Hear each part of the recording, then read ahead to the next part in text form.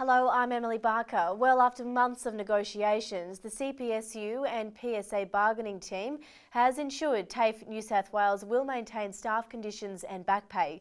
The union will now recommend a yes vote in the ballot for the agreement. To discuss this, I'm joined by the General Secretary of the PSA, John Cahill. John, this is obviously a great win for members. It's a great win for PSA members in TAFE. This is the first time we've had to bargain under the provisions of the Federal Industrial Relations legislation, and we've had to fight very hard to make sure that members' conditions are maintained in this agreement. We've managed to do that after a tough fight with TAFE, and we're very pleased that that's been the outcome. Why are you recommending a yes vote when you'd previously recommended a no vote? Well, TAFE put a very substandard offer on the table. After walking away from the negotiations, we threatened to campaign for a no vote for that proposal. TAFE then came back to the negotiating table and we were able to get all the outstanding issues resolved and put into the current agreement. So that's why we're now prepared to recommend a yes vote.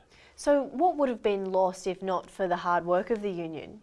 Many conditions, daylight equivalent hours, flexible working hours, redeployment provisions, the opportunity for people to transfer from temporary to permanent employment, and a whole range of other conditions would have been lost under the original proposal. I understand there is some confusion around flexible working hours. Will this new agreement protect flexible working hours for TAFE staff? Flexible working hours will be maintained. There should be no confusion about this. This is one of the many conditions that is now preserved in the new agreement. What about redundancy and redeployment? The redundancy provisions remain the same, and that is people are entitled to up to 52 weeks voluntary redundancy pay depending on their years of service, and that provision is also maintained in the agreement. What are your thoughts about the behaviour of management during this negotiation?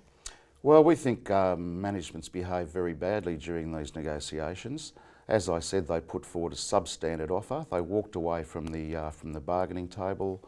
In a number of instances, we think they've just behaved in a petty way. But nevertheless, that's not a reason to advocate a no vote, because we've got a very good agreement which preserves members' conditions and lays the foundation to improve those conditions in future agreements. Great outcome for members. Thanks, John, for the update. And of course, for more information, go to ourtafe.org.au. And if you have any questions, you can join the live chat with CPSU Senior Industrial Officer Andrew Holland.